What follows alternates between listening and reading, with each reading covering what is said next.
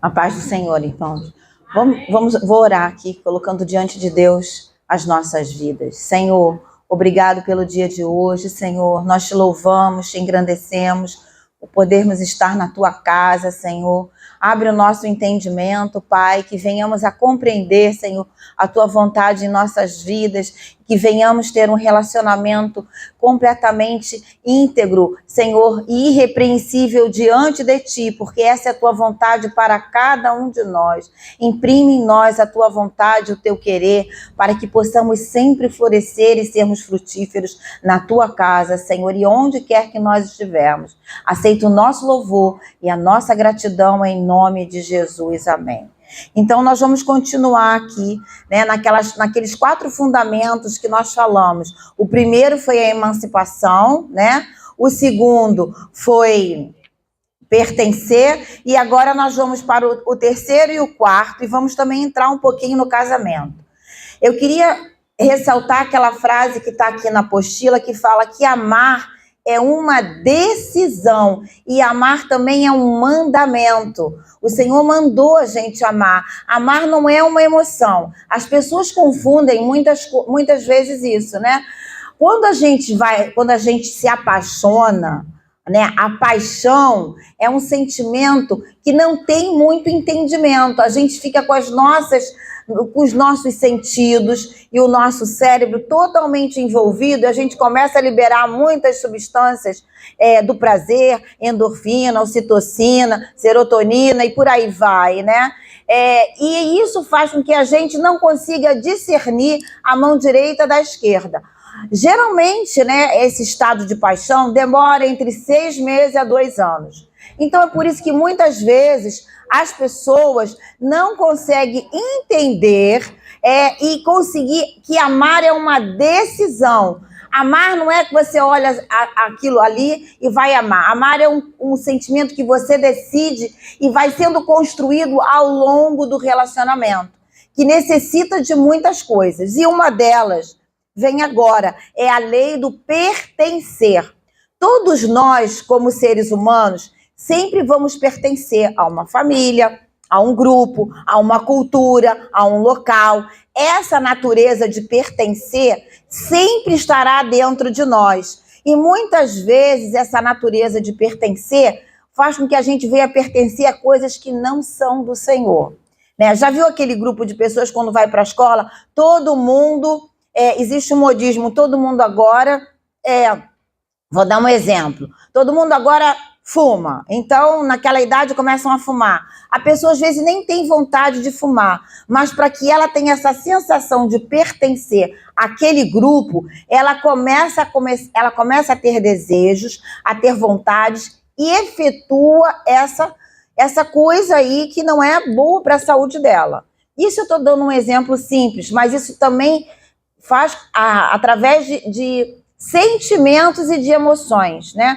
Nós estamos vendo aí o modismo, que é muita gente que não tem a sua identidade firmada, começa a dizer que não sabe se é homem, se é mulher, se é bi, entendeu? Por quê? Porque ela, de repente, quer pertencer àquele grupo, para que ela não seja rejeitada. Então, a pessoa vai ficando totalmente biruta. Na verdade, esse sentimento de pertencer é uma coisa muito importante no casamento. E diz assim, pertencer um ao outro é o verbo que está associado com questões físicas e questões materiais. Eu vou pertencer ao meu marido vai pertencer a mim. A Bíblia diz que nem mais o nosso corpo nos pertence. Existe algo de mais íntimo do que o nosso próprio corpo? Eu creio que não. Então, o meu corpo não pertence mais a mim, pertence ao meu marido. E o corpo do marido pertence à sua esposa. O verbo pertencer, ele está associado à unidade. Deus opera na unidade, Pai, Filho e Espírito Santo. E na cumplicidade. Se você tem reservas com relação ao seu corpo, você precisa vencer essa barreira. Eu, às vezes, já escutei muitas amigas, muitas pessoas dizendo assim, Deus me livre, eu não fico, o meu corpo é só meu, o meu corpo é particular, eu não mostro para ninguém. Você tem coragem de mostrar o seu corpo lá no médico, no ginecologista, e muitas vezes você suprime isso do seu marido. E a Bíblia diz que o meu corpo não me pertence mais. Você entende o que é isso? É algo tão profundo, é uma unidade. Então vai dizer assim, e serão dois, uma só carne. Isso é tão sério, vamos ser uma só carne. Não é pensar igual. As pessoas confundem de ser uma só carne, ele pensa de um jeito, eu tenho que pensar igualzinho a ele, ser telecomandada. Não, eu posso pensar diferente, mas eu vou me submeter e eu vou me ajustar. Pertencer é uma entrega sem reservas. Você está disposto também a se entregar sem reservas para o Senhor Jesus? É isso que Deus quer que a gente tenha. Esse sentimento de eu pertenço ao Rei dos Reis, ao Senhor dos Senhores. Nada mais é meu, tudo é dele. E tudo que é dele é meu. Quando eu compreendo essa verdade, a minha fé avança e eu consigo conquistar o que Deus tem para mim. Então eu coloquei aqui, quando se casa, começamos a entender de uma forma muito profunda a natureza doadora de Deus. Deus não é egoísta e Deus não quer que nós venhamos a ser egoístas. É um X assim, ó, no nosso sentimento de egoísmo. Todos nós temos, às vezes, aquele sentimento de dependência. Às vezes a gente quer ser dependente o tempo inteiro. Mas quando a gente casa, a gente é uma só carne com a outra pessoa. Por isso que quando um dos cônjuges peca, o que acontece? Ele fere a sua própria carne. Ele fere a carne dele e a carne da sua esposa. E vice-versa. Quando a esposa trai, ela fere a carne dela e a própria carne do marido. Essa traição, muitas pessoas pensam que é só traição sexual. Não. Existem várias traições. Quando eu minto, quando eu omito, quando eu não sou verdadeira, quando eu finjo. Muitas pessoas fingem o que elas não são e fingem até emoções que ela não tem para o seu parceiro. E aí vai criando, sabe o quê? Imagine como é que foi a Torre de Babel sendo construída, uma coisa em cima da outra, uma coisa em cima da outra. E aí as pessoas vão construindo, sabe o quê? Tijolos falsos, um tijolo aqui de traição emocional, outro tijolo aqui, outro aqui, outro aqui, outro aqui. Quando você se dá conta, aquilo está uma muralha enorme entre você e o seu marido. Como é que você derruba isso? Criou-se uma fortaleza, tem que louvar, adorar a Deus e voltar para o princípio que Deus quer que a gente venha pertencer, serão os dois uma só carne, né? Deixará o homem, o pai e a mãe, unirá a sua mulher, eu já falei sobre unir, e serão, futuro, uma só carne. Isso é só no começo do casamento? Não, isso é durante todo o período do casamento, serão uma só carne. Quando você consegue esse estágio na sua vida, no casamento, é fácil você conseguir com Deus. É muito fácil. Agora, quando você ainda não está casada, você precisa conseguir esse movimento com Deus, ser um com Ele. O que está lá em Deuteronômio 6? Ouve, Israel, o Senhor Deus é o seu único Deus. Ouve, Israel. Não vai adorar ninguém, você vai adorar a Deus com o seu entendimento, com o seu coração e com as suas ações. Como? Se eu não adoro com o meu entendimento, minha emoção e as minhas ações vão ser deformadas. A minha motivação vai ser corrompida. E Deus não recebe. Foi assim com o sacrifício de Abel e Caim. Tem um versículo lá que agora o Senhor está me lembrando, que é lindo demais. Você quer ter uma fé ativa? Você quer ter uma fé que responde? Lá em Hebreus 11, acho que é versículo 4, se eu não me engano, diz que Abel ofereceu um sacrifício que foi aceito pelo Senhor. E a sua fé fala até hoje, mesmo depois de morto. Que fé é essa? Que fala mesmo depois, quando ele foi embora. É uma fé ativa, é uma fé genuína, é uma fé operante. Será que quando o dia eu desaparecer daqui, eu for para a glória, a minha fé vai continuar a falar? Eu tenho um exemplo, não da minha geração, mas que viveu quase 100 anos, que foi Billy Graham. A fé dele até hoje responde a muitos pregadores. A fé que ele teve no Filho de Deus, mesmo depois de morto, ainda responde. Será que a nossa fé responde? Por isso que a gente tem que ter essa lei do pertencimento. Vamos lá ler 1 Coríntios 7, 4 e 5. Se você tem a sua Bíblia, abra. Senão eu vou abrir, eu vou ler aqui. Diz assim, 1 Coríntios 7, 4 e 5. A mulher não tem autoridade sobre o seu próprio corpo, mas sim o marido.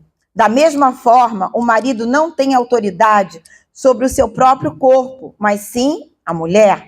Não se recusem um ao outro, exceto por mútuo consentimento, e durante certo tempo, para se dedicarem à oração. Depois unam-se de novo, para que Satanás não vos tente por terem domínio próprio. Olha só, está dizendo, aqui está falando de uma relação íntima, de uma relação sexual, onde os dois se tornarão uma só carne, no mundo físico. Mas essa só carne acontece no espiritual, no emocional e no físico. Se você não tem essa entrega na hora que você está fazendo amor com o seu marido, você vai ter uma muralha entre você e ele. Você precisa pedir ajuda ao Senhor. O corpo não te pertence mais. Eu já atendi muitos casais que tinham problema nessa área, sabe por quê? Porque não tinham essa entrega. Mas ele faz isso, não importa, paga o preço, produza essa entrega para Deus e se entrega, porque o Senhor vai ser responsável por isso. Isso é uma lei que Deus diz lá em Gênesis, unir-se-á, só deixará, unir-se-á e serão os dois uma só carne. Né? Serão os dois uma só carne. O que significa isso? Se eu faço alguma coisa contra mim mesmo, pecando, esse pecado vai atingir a minha carne e a carne da minha esposa. E vice-versa. Se eu, como esposa, faço algo que não está no coração de Deus, eu também vou atingir a minha carne, mesmo meu esposo não sendo ainda convertido. Porque a Bíblia diz que a mulher crente santifica o marido não crente, e o homem crente santifica a mulher não crente. Muitas pessoas não têm isso na cabeça, elas acham que elas têm Deus. Quantas pessoas eu atendi, o marido não é crente, é como se ele fosse ali uma pessoa, um ET. Não. Se ele honra você, se ele ainda não tem entendimento, confia que o Senhor fará um milagre. Mas precisa ter essa entrega. Essa entrega é sem reservas. Não é dizer assim, eu estou cansada, hoje não tem festa na floresta. Amanhã não posso. E amanhã não posso. É verdade, a gente tem que falar esses assuntos na casa do Senhor. Entendeu? E quando você vai ver, vai aparecer uma que vai poder. Aí vai dizer, é o diabo que fez isso. É o diabo que colocou no caminho. Mas você abriu a porta para o diabo entrar. E não fechou a porta para o diabo não entrar. Precisamos aprender a assumir as nossas responsabilidades. O casamento, ele vai nos santificar. E ao ser santificada, eu vou ser feliz. Eu vou ser feliz. Quantas vezes assim, mas ele faz isso. Para de dizer que ele faz isso, ele faz aquilo. Não é ser retardada. É olhar para o Senhor e dizer, o meu socorro vem do Senhor. Eu vejo meu marido não fazendo mais isso. Eu creio que ele vai mudar. Quando meu marido não tinha Jesus, ele tem um caráter sempre, no começo do meu casamento, maravilhoso. Eu não tive problema no meu casamento. Faltava ele ter Jesus, como diz, faltava tudo, né? Porém, eu estava sempre, quando ele ia dormir, eu colocava lá minha mão na cabeça dele e começava a orar e declarar, Senhor, abre a mente dele para que ele possa entender a tua graça e o teu amor. E feliz. Teve essa entrega, sem reservas. Eu não me senti melhor do que ele, porque eu tinha Cristo. Muitas vezes, mulheres se sentem superiores aos seus maridos e também ao contrário, tá? Não é só também a mulher, não, o marido também, porque a pessoa ainda não tem Jesus. Irmãos, Deus ama todos, Deus quer que todos venham ser salvos e eu sou esse agente da salvação, por isso eu preciso da entrega. Então, a entrega gera confiança. né? Uma entrega absoluta sem reservas. A confiança é mais do que um sentimento. Eu queria que vocês guardassem essa frase, por favor, para que vocês possam caminhar com Cristo e terem sucesso na sua vida emocional, na sua vida psicológica, emocional e na sua vida ministerial. A entrega é mais do que isso, é um discernimento. Discernir é o que nós mais precisamos nos dias de hoje. A gente tem tanta informação, muita informação daqui, dali. Às vezes as pessoas começam a comer tanta informação e ficam confusas. O discernimento, quando você entrega para Deus a sua vida sem reservas, você vai começar a discernir aquilo que vem do céu e aquilo que não vem do céu. Tem 3 fontes: o céu, aquilo que vem do céu, aquilo que é natural, que vem do homem, e aquilo que vem do inferno. E a gente precisa discernir, não ter o extremo de achar que tudo vem do diabo, ou que tudo vem da carne, ou vem do homem. Não, coisas vêm do céu, porque tudo que acontece na terra, primeiro já aconteceu no céu. Assim como é no céu, assim é na terra. Vem do céu, vem do Senhor, vem do inferno, que é o demônio está aí, né? O príncipe das trevas está aí no mundo, e tem coisas que é natural, né? Quantas vezes eu já vi pessoas dizendo assim, está endemoniado, mas a pessoa tem um problema. A pessoa tem um transtorno psiquiátrico severo. É um transtorno que não é espiritual, é um transtorno que é um defeito mesmo de fabricação, digamos assim. Curável, sim, Deus pode todas as coisas. E as pessoas começam a demonizar. Se fala mais no diabo do que na glória de Deus. Cuidado com isso. Por isso que quando eu entrego, eu vou aprender a discernir aquilo que vem de Deus e aquilo que não vem de Deus. E eu vou aprender a discernir também no meu casamento. Como agir com meu marido, como agir com meus filhos e como eu vou ter que verbalizar isso para que o meu esposo atue assim comigo. Às vezes, quando nós temos essa confusão de emoções, a gente não consegue verbalizar claramente como a gente quer que o nosso marido atue. A gente vai, sabe o quê? Na acusação. A acusação não vai transformar nada. Só tem uma coisa para te dizer, só vai piorar. É melhor sentar e conversar. Se a pessoa não quer ouvir, fala para Jesus, conta para ele, conversa com ele, entrega para ele e espera no Senhor ele fazer. Mas faça a sua parte, pague o preço. Esse movimento vai fazer com que você venha discernir aquilo que Deus quer que você faça naquele exato momento. Estão entendendo? Por isso que o discernimento traz o quê? Integridade. A integridade vai gerar confiança. A confiança gera intimidade. E a intimidade faz frutificar. Então, quando você é inteiro, o que é ser íntegro? É se entregar sem reservas ao seu parceiro. Aí eu já escutei assim, mas o meu parceiro é alcoólatra. Eu falei, sim. Quando você casou com ele, você sabia que ele era assim? Mais ou menos. Então, vamos orar para Deus consertar isso. Não adianta você ficar olhando para o alcoolismo dele. Vai mudar? Não. Você precisa começar a mudança em você. Você vai crer que o Senhor vai libertar ele. Mas para isso você precisa da entrega. Aí você vai discernir o que ele está fazendo, você vai discernir aonde ele está andando e você vai esperar no Senhor, porque é Deus que transforma, mas você vai ser o agente dessa transformação. Aí você vai ter integridade, vai ser inteiro, aí vai dizer assim, mas é tão difícil que ele chega em casa bêbado e quebra tudo. Sim, ele quebra tudo. Você vai agir com amor e você vai orar, porque se Deus não tiver mais isso, o Senhor vai se encarregar e vai dar paz e vai apartar. Mas você precisa discernir como fazer e o que fazer e quando fazer. Isso só consegue quem tem entrega total, de corpo e alma ao Senhor. Entendeu como é que Deus vai sempre usar o casamento paralelamente para nos mostrar verdades espirituais que diz respeito à nossa própria vida com Ele? Estamos casados com Cristo ou estamos casados pela metade? Tudo que é dele é seu e tudo que é seu é dele? Essa é uma entrega. Imagina que o casamento, tudo que é dele é seu. Por exemplo, eu já escutei assim, eu vou casar com fulano, mas a gente vai casar com separação total de bens. Mal. Começou tudo mal. Sabe por quê? Já tem a confiança aí?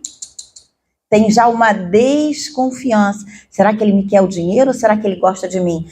Para tudo, porque ninguém constrói debaixo desse alicerce. Lá em Salmos 11 diz assim, destruindo os fundamentos, que poderá fazer o justo? Não tem nem fundamento.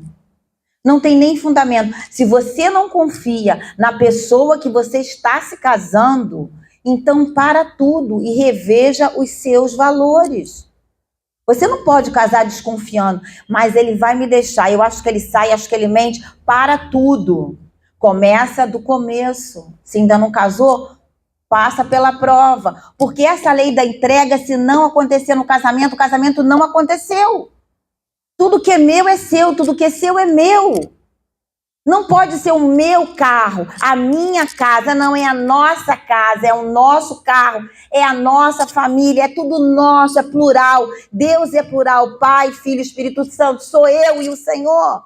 Deus não vai dizer para mim, epa, isso aqui é meu, isso aí é seu, se vira. Não, ele vai dizer, vem que tudo é seu, tudo é nosso. O que aconteceu lá no filho pródigo? Você não sabe que tudo que eu tenho é seu? E tudo que Deus tem é meu. Tudo que Jesus conquistou na cruz, eu tenho acesso. Por que eu não acesso? Porque será que o meu nível de entrega está pela metade? E eu vou refletir isso também no meu casamento. Eu não vou me entregar sem reservas para o meu marido. O corpo não te pertence mais. Essa novidade, essa notícia que eu tenho para te dar hoje. O corpo é do seu marido, e o corpo dele é seu. Se você não sente ainda que o corpo dele é seu, busque em Deus que o Senhor vai fazer esse milagre. Amém? Então, nós precisamos, vocês entenderam que a entrega gera discernimento? Sem discernimento espiritual, nós podemos ser enganados. Mas a Bíblia me garante que aqueles que confiam no Senhor jamais serão confundidos e enganados. Vai chegar uma hora que Deus vai colocar assim na sua frente, essa é a verdade, essa é a verdade, porque a Bíblia diz que ninguém ganha uma guerra contra a verdade, e a verdade vai triunfar sobre a mentira, e eu quero andar na verdade me faz vencedor. O que é andar na verdade? É andar como o Senhor quer que eu venha andar, Ele é a verdade. Se eu não ando nessa verdade, o que Jesus falou lá? Vós sois filhos do diabo. Eu preciso entender isso. Amém? Essa entrega é uma entrega sem reservas. E você entrega a quem você confia. Entrega primeiro para Deus. E depois você tem que fazer esse movimento com o seu marido. Mesmo ele não sendo convertido. Mesmo a sua esposa ainda não sendo convertida. Porque isso está na Bíblia. E se você é um filho de Deus, uma filha de Deus, você vai cumprir o que está ali na palavra do Senhor. E às vezes, sem perceber, muitas vezes a gente quer punir o outro porque o outro não dá aquilo que a gente está à espera e a gente dá tudo pela metade. E quantas vezes eu escutei essa frase? Ele vai ver só o que vai acontecer, eu vou ensinar ele. Você precisa ser ensinável. Você precisa ser ensinável primeiro, para depois você querer ensinar. Mas ensinar com esse rompante, com essa altivez, não vai resultar. Vai dar ruim, vai dar briga, vai dar distanciamento, vai dar confusão, vai dar tudo isso e você não vai viver o que Deus tem para você, que é refrigério. O casamento é o lugar que você volta para recarregar as baterias. Existem dificuldades, aflições financeiras, aflições de saúde, aflições de conflitos familiares. E se você não tem um lar para onde você vai voltar e se recarregar, você vai viver sempre assim, ó. Um dia tá bem, outro dia tá mal. Um dia tá bem, um dia tá mal. Não pode, irmãos. Deus quer que a gente tenha essa entrega sem reservas. Quantos estão entendendo isso? Deus, com a mesma coisa, gera o fruto. Não são as regras evangélicas, mas a intimidade com Deus que vem de uma confiança que é resultado da entrega. Os nossos frutos são gerados na nossa intimidade com Deus. né? A nossa intimidade. Eu atendi uma pessoa que dizia assim para mim, eu fiquei 20 anos, eu fui líder de não sei o quê, eu fui líder de não sei o quê, eu fui isso, eu fui aquilo, mas tem a família dela toda esfrangalhada. Foi porque ela foi líder? Não. Foi porque ela serviu? Não. Porque a entrega dela estava comprometida. E a gente precisa discernir aonde é que a gente perdeu o rumo das coisas. Lembram daquela passagem que o machado caiu na água e o machado precisava flutuar? Quem lembra dessa passagem? Lembra? Onde é que está? Onde é que caiu? E o profeta orou e o machado flutuou. Não é? O machado tinha duas peças, uma encaixava na outra. Quando encaixou, foi útil para a obra. Você, às vezes, perdeu algo e não sabe onde está. Precisa parar e procurar onde foi que você se deixou perder nesse caminho de entrega. Não só com Deus, mas também com seu marido. E a gente, às vezes, perde esse caminho. E a gente precisa ser humilde e perguntar, Senhor, onde é que eu perdi isso? Se eu desconfio do dinheiro, se eu desconfio de qualquer... Quando começa a desconfiança, ninguém constrói uma relação debaixo de desconfiança. Vai dar ruim. Eu preciso recuperar isso ontem. Como é que eu faço? Orando, clamando, muitas vezes retrocedendo e confiando que Deus vai fazer isso em você e no outro. Precisa ter essa entrega, mas se você entrega para Deus tudo que você tem, Ele está disposto a entregar para você tudo que é dele. Né? Cada encontro que eu tenho com o Senhor mais intimamente, Ele tira de mim alguma coisa que Ele não quer e coloca alguma coisa dele que Ele quer. Mas esse é um encontro, não é simplesmente uma visitação. Tem gente que vai lá e sai rapidinho. Vai lá e sai rapidinho. Não, é um encontro de verdade com o Rei dos Reis. É um encontro de intimidade que você está colocando para ele tudo, seja nas mínimas coisas. Eu vou até contar uma coisa que eu até contei para a dona Olga hoje. Essa semana eu recebi um cartão do banco e eu tinha que desbloquear o cartão. E eu, muita coisa fazendo, tudo em cima da mesa, fazendo aqui, fazendo ali. Aí passaram 2 dias, eu falei, ai meu Deus, vou desbloquear o cartão. Cadê o cartão? Sumiu. Aí eu falei assim, meu Deus. Aí eu comecei a ficar aflita. Eu falei, olha, nem usei a conta, nem sei como é que vai ser isso, eu já não tenho mais o cartão. Aí o Mário, você não presta atenção. Eu falei, realmente eu preciso parar, eu estou muito agitada. Aí eu falei para Deus assim, não vou chorar, não vou ficar nervosa. Falei para minha cabeça, eu vou sentar, vou orar e vou perguntar para Deus onde está o cartão. Misericórdia. Eu falei, Senhor, vou incomodar Deus. Com isso eu falei, vou sim, porque eu sei que tudo que é meu é dele.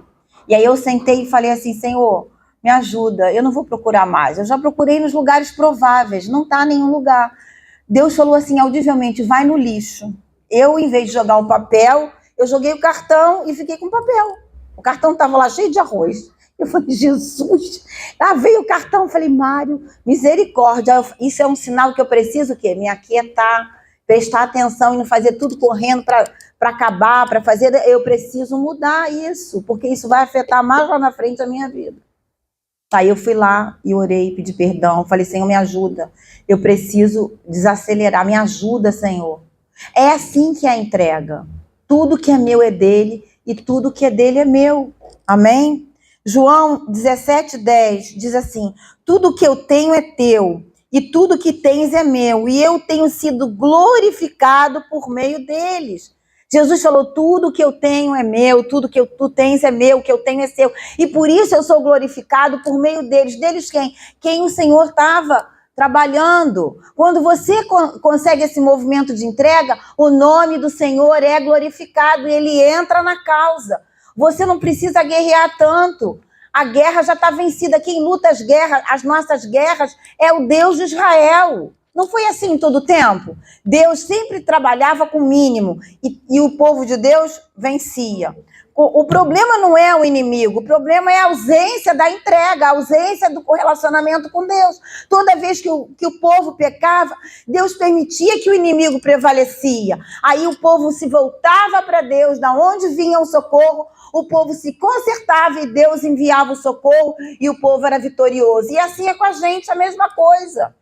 Se eu estou tendo algumas derrotas, entre aspas, é Deus me ensinando que eu preciso olhar para os montes de onde vem o socorro, que vem do Senhor que fez os céus e a terra. E preciso me submeter à correção de Deus, ao mover de Deus, para que eu possa avançar e Ele possa trazer a vitória para a minha vida. Amém? A palavra confiar, eu já falei isso da outra vez, significa ser fiel com. Quando você é fiel, você acredita que os outros também são fiéis. Já viu aquela pessoa que desconfia de tudo e de todos? Já conhece alguém assim? Eu conheço. Desconfia de tudo e de todos? Porque ela também poderia ser assim. A gente muitas vezes a gente faz modelagem, a gente olha aquilo e pensa que aquilo que aconteceu com o outro também vai acontecer comigo. Essa semana mesmo, eu estive num consultório e uma moça começou a desabafar comigo. Do nada, ela disse que ela tinha medo de ter Alzheimer, igual a tia dela. Eu falei, mas de onde você tirou essa informação? Você tem algum sinal? Não. Então, por que você está acreditando que você também vai ficar assim? Porque ela está vivendo naquele ambiente que ela não tem Jesus, está vivendo naquele ambiente que tem essa falta de memória e está vendo como é que é as pessoas que estão em volta. E ela acha que aquilo vai acontecer com ela. Olha, que coisa triste. E pensa que isso também não acontece com a gente? Acontece. Se a gente desconfia de tudo e de todos, a gente não consegue, a gente vai desconfiar de Deus. Para com isso. Não é ser bonzinho, é ser íntegro, confiante e entregando. Quando eu entrego, eu tenho o quê? Vamos falar? Quando eu entrego, eu tenho o quê? Discernimento. Sem discernimento, eu não consigo decidir. E eu vou decidir, às vezes, oscilante. A Bíblia diz que o que eu não faço por fé é pecado. Se você não tem fé para avançar, pare e busque de Deus essa fé para você avançar. Eu sempre fiz isso. Hoje, está fazendo 38 anos que eu decidi por Jesus. Hoje, dia 15 de setembro, num culto de segunda-feira na Igreja Batista Nova Peniel, eu aceitei Jesus para minha vida. Tem sido uma longa jornada, mas eu nunca me movi se eu não tivesse fé. Eu preferia ficar parada, porque a Bíblia diz que tudo que não procede de fé é pecado. Amém, irmãos? Por isso que a gente precisa dessa fé. E aí vem, quando você é fiel, fica fácil crer que Deus é fiel. Quando somos infiéis, projetamos isso nas pessoas, começamos a desconfiar de tudo e de todos, inclusive de Deus. Você precisa entregar tudo que você é, tudo que você tem para o seu cônjuge. Tudo que você é e tudo que você tem. Aí você vai me dizer assim, mas eu faço isso e ele não faz. Deus vai entrar nessa causa. Ou você não confia que Deus é aquele que traz a bênção e responde a tudo que nós semeamos.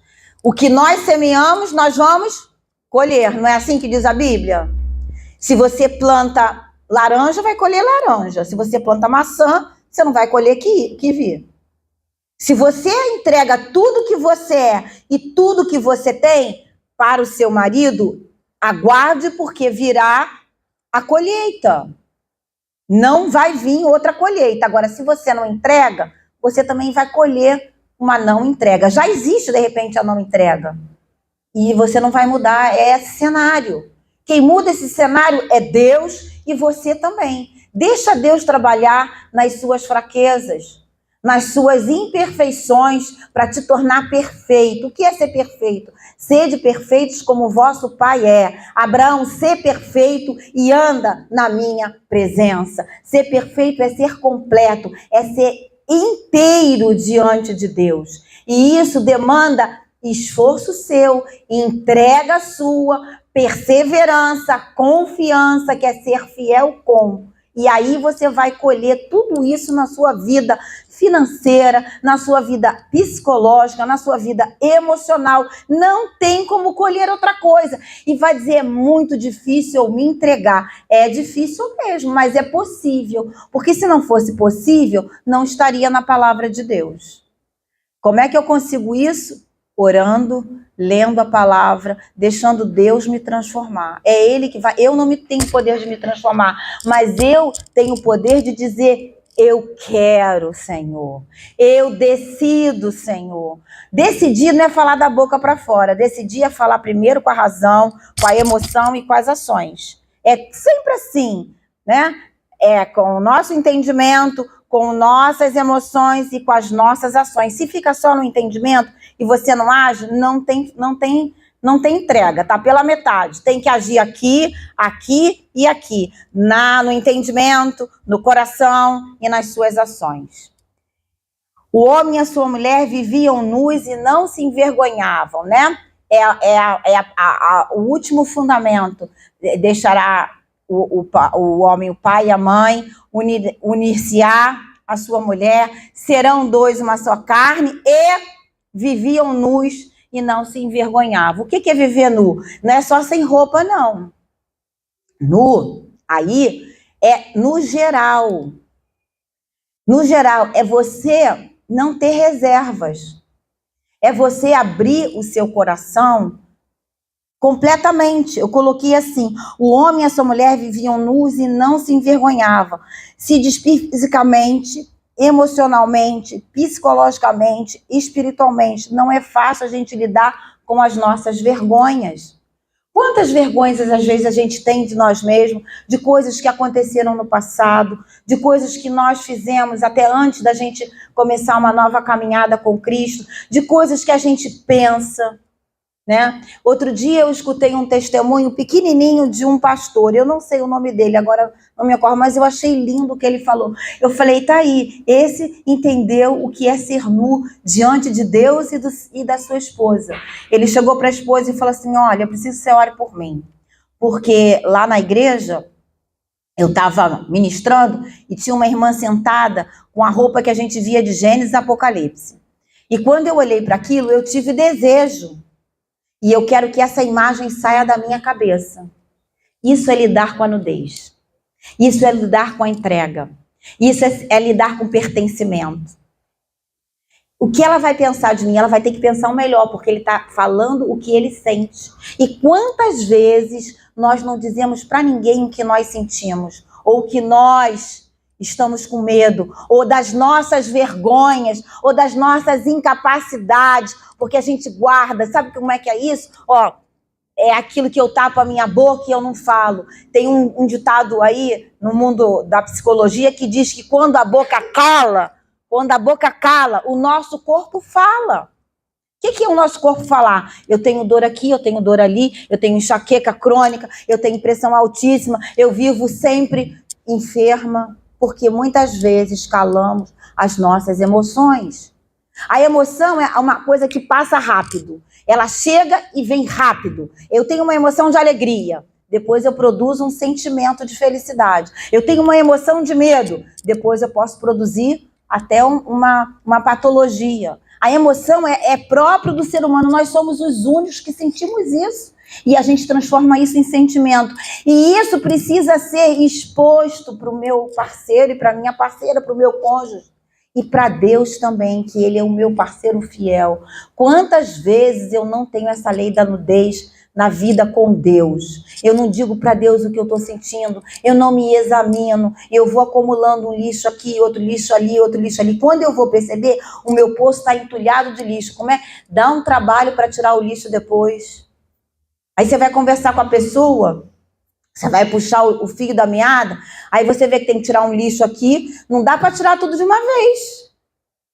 Não dá, nem a pessoa aguenta, você tem que tirar aos poucos. Por isso que essa lei da nudez fala do nosso coração totalmente rendido a Deus, rendido ao meu marido, rendido à minha esposa. Eu tenho muita facilidade de falar, o Mário já é mais calado. Então, quando eu casei com ele, eu tinha que estar, picando ele assim, isso assim, assim, ele, mas eu não vou falar disso. Eu falei, vai.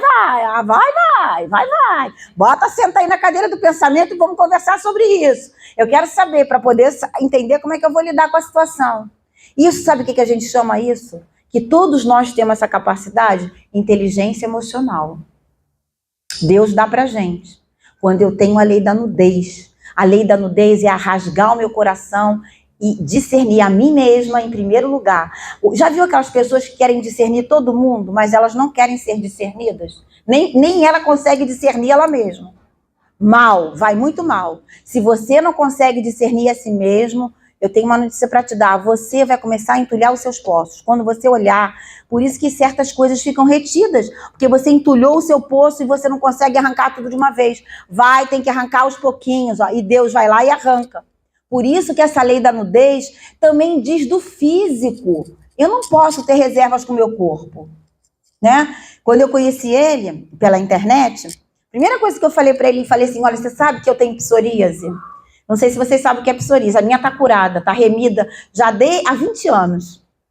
Mas quando eu conheci ele, meus 2 joelhos eram assim, uma ferida que quase que eu tive que fazer quimioterapia. A psoríase estava invadindo o osso, entendeu? Uma doença autoimune. E tinha meus cotovelos também assim. Eu falei, olha, você vai casar com uma mulher que tem uma coisa, olha lá meu joelho, olha lá meu joelho. Ai, não quero saber disso. Eu falei, ainda bem, ainda bem. Mas essa é a lei da nudez. Isso não é só do joelho, é de tudo. É do seio, é da barriga, é de tudo. Você é quem você é que é. Você tem que primeiro se amar. Você não pode começar a colocar quantas vezes eu atendi pessoas e assim, mas eu tenho que emagrecer. Eu tinha uma chefe que ela dizia assim, eu tenho que fazer... Eu sou a favor do emagrecimento e da ginástica, não sou contra nada disso. Mas quando isso fica doentio, fica aquele pensamento obstinado, cuidado. Aí eu cheguei para ela e falava assim, olha, eu conheço mulheres que são gordinhas, têm a barriga que não está sarada e elas estão casadas e felizes. Por que você coloca a condição de felicidade no seu tamanho de busto, no seu tamanho de bumbum, na sua cintura? Mal quando isso acontece. Não é para você se relaxar. É para você não depositar a sua confiança na sua performance física. Porque isso não vai sustentar uma relação. Não sustenta. E nem na sua beleza. Você tem que estar bonita, cheirosa, cuidada, para que você seja uma borboleta que vai visitar um jardim, para que você seja encontrada, para que você seja amada, como Deus quer que nós venhamos a ser. E isso também reflete a sua relação com Deus. Você não pode sair de qualquer maneira, de qualquer jeito. Não. Você precisa ter essa autoimagem sua transformada pelo Senhor e você tem que participar desse movimento também.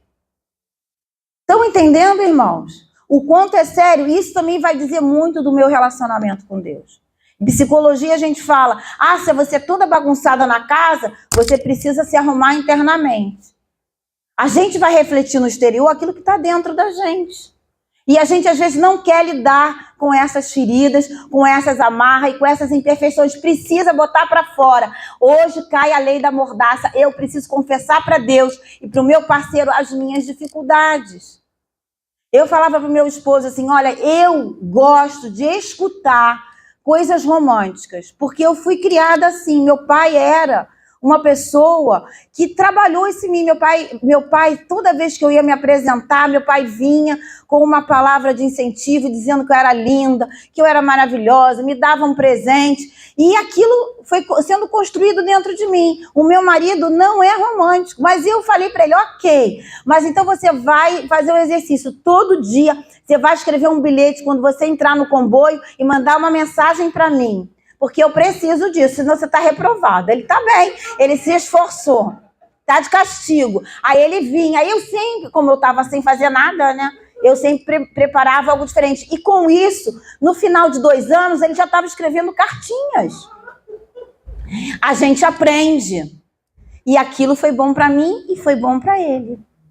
Às vezes ele começou a mandar uma frase, eu te amo, eu falei, sem criatividade, tá reprovado, nota 5. Eu falava para ele, nota 5. Aí ele dizia, mas eu fiz o meu melhor. Eu falei, não vale copiar a mensagem do mês passado, que eu vou saber que é. Entendeu? Não vale.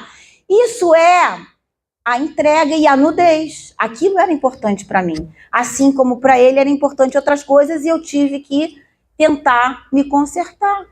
É um ajustar, mas eu preciso falar. Se eu não falar, ele não tem bola de cristal. E se ele não falar, eu também não posso adivinhar. Não tenho bola de cristal. Por isso que muitas vezes os relacionamentos dão errado porque as pessoas não falam o que elas querem.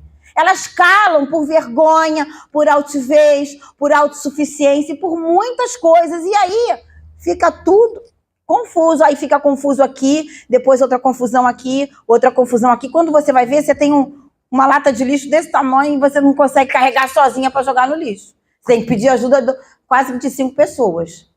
E Deus não tem isso para nós que somos filhos dele. E assim é também com Deus. Quantas vezes...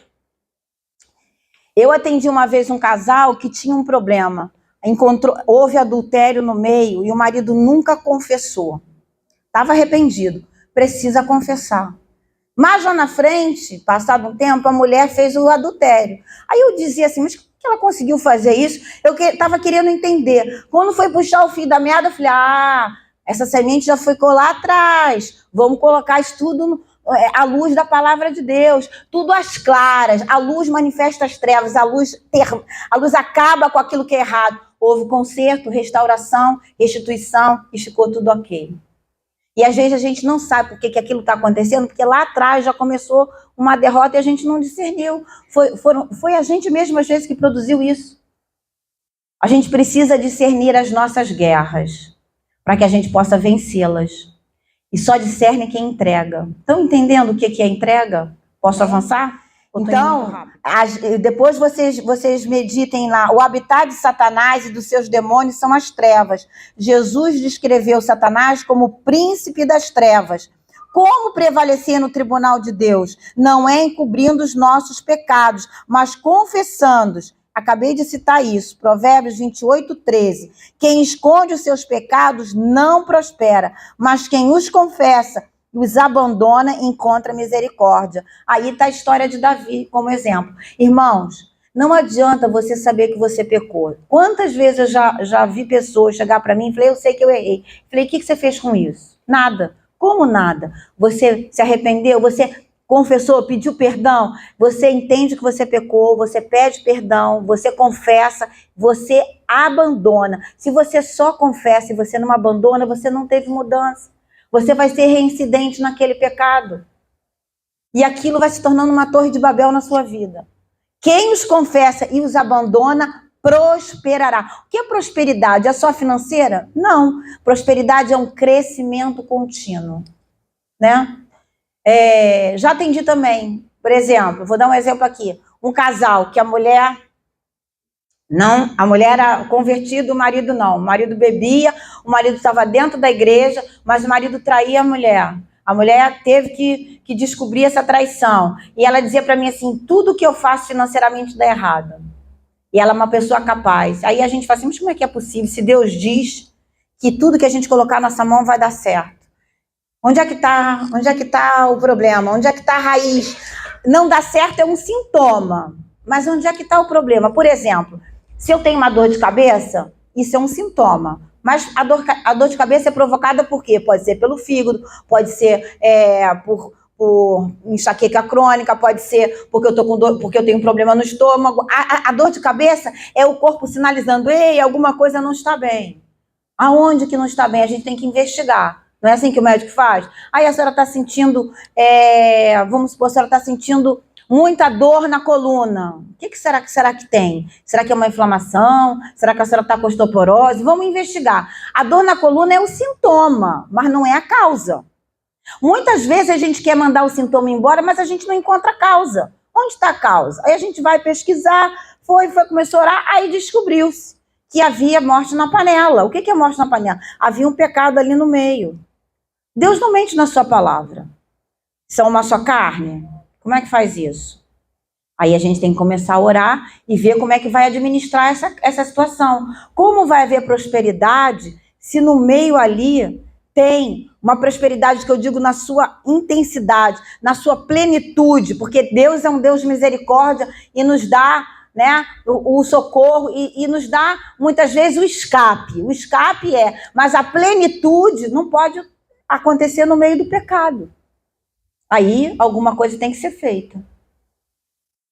E vamos saber como nós vamos orar, e como nós vamos conversar, e como nós vamos atuar. Estão entendendo como é que é você discernir? O sintoma é uma coisa, a causa é outra. As pessoas falam assim, eu tenho depressão. A depressão é um sintoma. Qual é a causa da depressão? Pode ser várias causas. Existem vários graus de depressão, 1, 2 e 3. Qual é a depressão? Apenas o sintoma. Qual é a causa? A gente precisa descobrir a causa. Se a gente não for na causa, a gente não consegue muitas vezes parar a depressão. E assim é com a nossa vida com Deus. Por que será que eu não consigo me ter intimidade com Deus? Isso é um sintoma. Qual é a causa?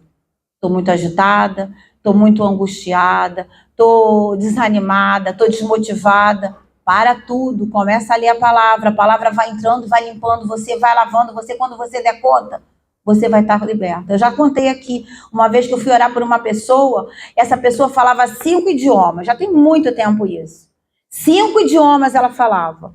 Tudo que eu falava para ela entendia tudo errado. A mente dela estava totalmente... Eu não sei o que tinha ali. Era uma fortaleza, era um inimigo, era tudo. Eu falava para ela uma coisa, eu explicava uma coisa básica, como se eu dissesse assim, 2 mais 2 é 4. Ela entendia 4 o quê? Ela falava assim para mim.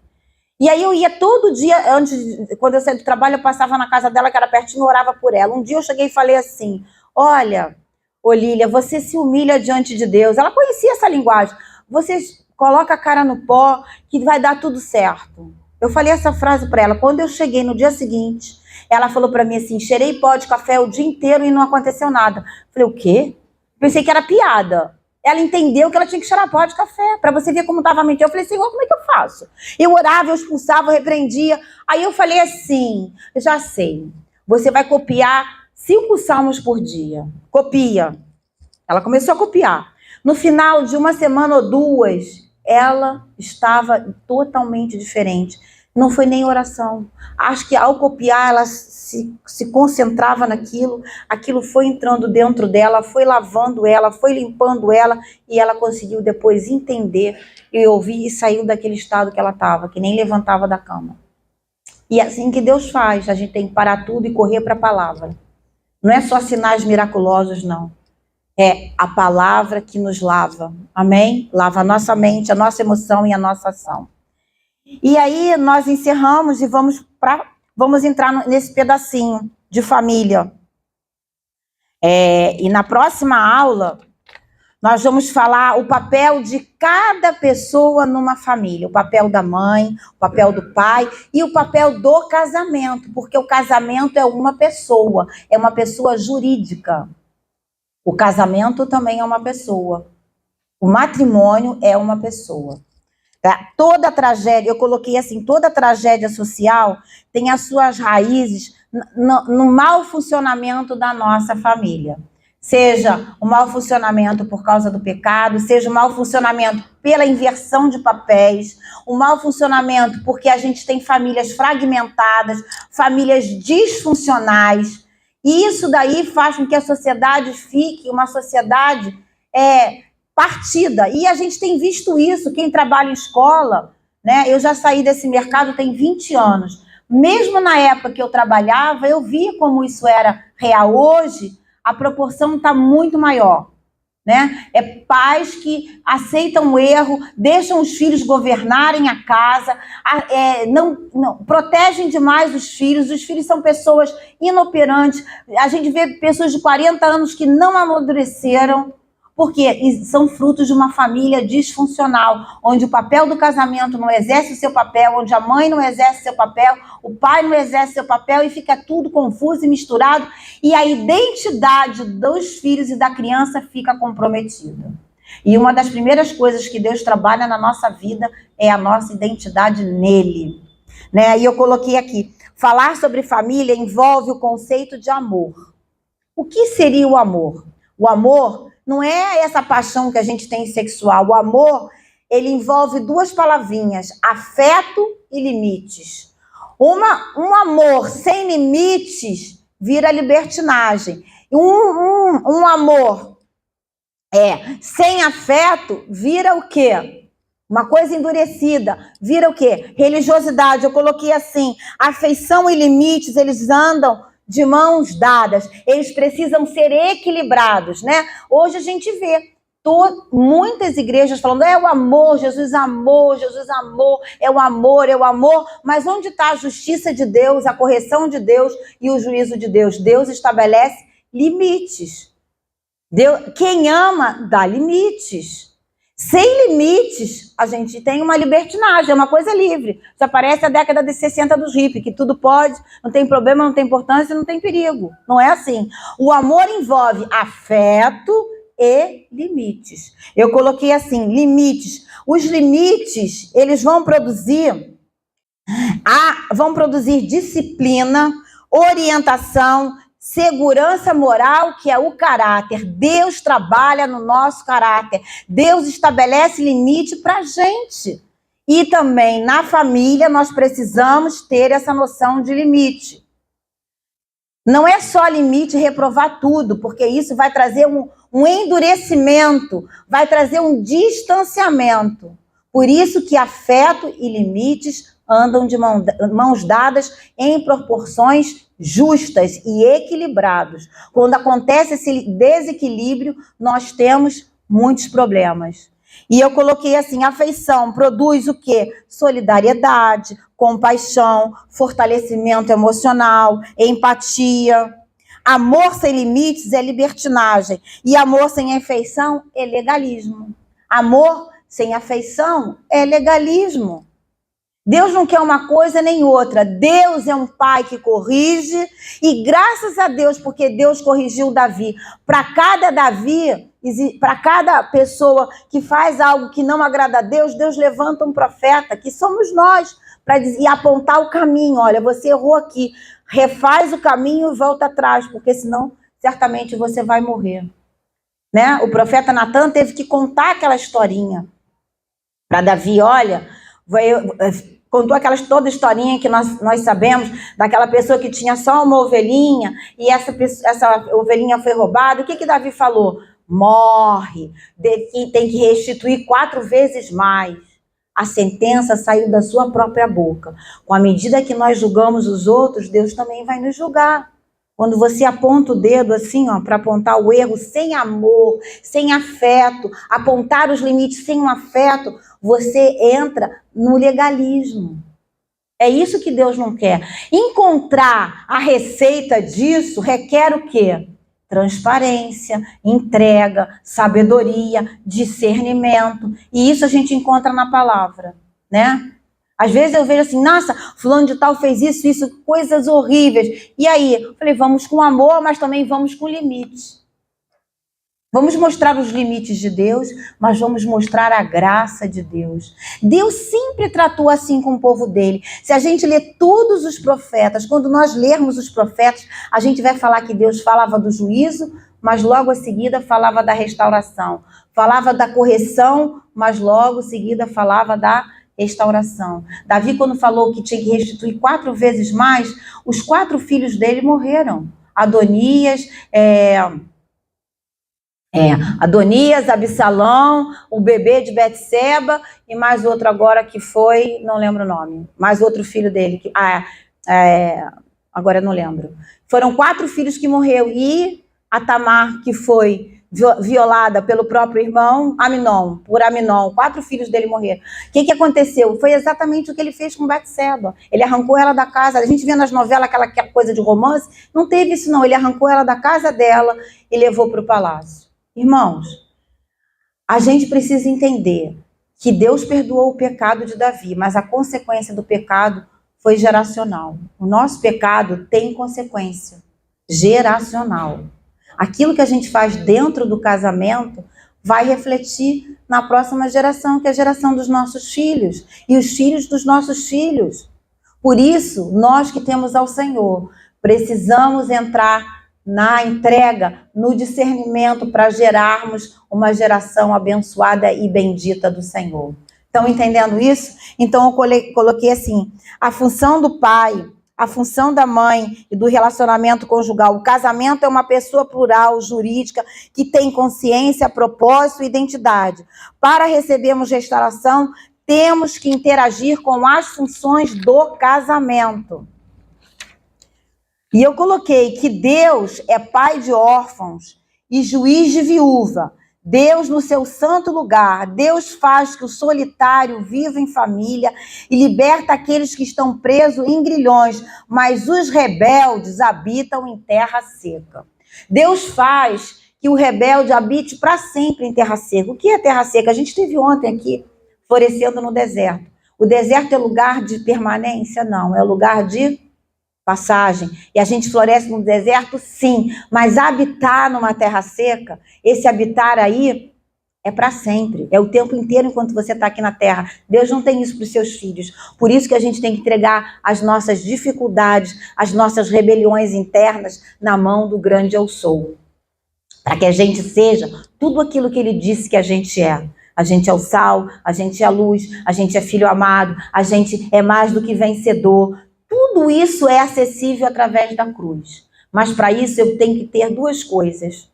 Eu preciso de entrega e humildade, de reconhecer que eu dependo dele, que tudo é para ele, tudo é para ele e tudo é por ele. Sem ele, nada eu posso fazer. É nada. Quando diz é nada, né? Tem uma máxima aí que diz que Deus vai usar aquela pessoa quando ela aprender que ela não é nada, porque do nada Deus faz existir aquilo que não existe. Então eu preciso aprender que eu não sou nada. Nada que eu digo é me esvaziar totalmente da minha natureza e deixar Deus dominar a minha natureza. Isso é andar no Espírito. Isso é prevalecer, isso é andar sobre as águas. Isso é prevalecer nas adversidades, é governar as minhas adversidades. É isso que Deus tem pra gente. E se isso acontece no nosso casamento, isso vai acontecer com o meu relacionamento com Deus. E se eu tenho um relacionamento com Deus que não tem isso, isso vai refletir no meu casamento. E por isso que Deus quer restaurar o nosso casamento com Ele e o nosso casamento terreno com o nosso marido. Amém? Para que a gente seja aquela palmeira fincada, que venha o que vier, venha o que passar, eu permaneço até que Ele venha. Amém? Quantos creem nisso? Eu creio. Então, nós vamos encerrar e vamos levantar para orar. Na próxima aula, não falte, são 9 itens que nós vamos estudar aqui. Nós vamos estudar sobre o papel do pai, o papel da mãe e o papel do casamento. E por que muitas vezes a gente tem filhos disfuncionais, porque não estamos exercendo, às vezes, o nosso papel como Deus colocou na palavra dele. E aí a gente quer muito milagre, mas a gente não faz parte desse milagre, porque a gente não se move como Deus quer que a gente venha se mover. Simples assim, a começar em mim. Quebra corações, para que sejamos um como tu é em nós. Tem um louvor que fala isso. A começar em mim, quebra corações, para que sejamos um como tu é em nós. Aí a gente tem o quê? Eu quero que vocês saiam com isso. A entrega produz o quê? Discernimento. Vamos repetir? A entrega produz discernimento. Precisamos de discernimento para tudo, mas é um dom do Espírito Santo que mais precisamos para os dias de hoje. Mais precisamos é discernimento, discernir as emoções, os sentimentos, as situações, os sintomas, para que a causa seja arrancada em nome de Jesus. E Deus edifique aquilo que pertence a Ele, porque eu já falei que Deus não edifica nada sobre o lixo e nenhum fundamento rachado. O altar é reparado, foi isso que Elias fez, reparar o altar de Israel. Aí Deus mandou fogo do céu. Toda vez que o altar era reparado, toda vez que o altar era erguido, Deus enviava o poder dele. E hoje nós somos esse altar, que precisa ser continuamente reparado, para que Deus continuamente coloque o fogo dele sobre a nossa vida, amém? Principalmente nos dias de hoje, amém? Vamos ficar de pé e vamos agradecer ao Senhor, que eu aprenda a emancipação, que eu aprenda o pertencimento, que eu aprenda a lei da nudez, que eu aprenda a lei do esforço. Todos esses pilares precisam estar na minha vida com Deus, na minha vida com o meu marido, amém? Se eu não tenho um deles, eu preciso buscar. Se eu não confio, se eu não pertenço, eu preciso pertencer. Se eu quero andar na minha individualidade, eu preciso renunciar. A cruz é isso, renúncia, amém? Para que você desfrute de Deus, tudo aquilo que Ele tem para você. Tudo que Ele tem, tudo que Jesus conquistou na cruz é direito nosso, é a nossa herança. O Pai deixou uma herança para todos nós. Tem gente que abre mão da herança. Herança é uma coisa que a gente não fez nada para ter. Ela vem para nós por herança.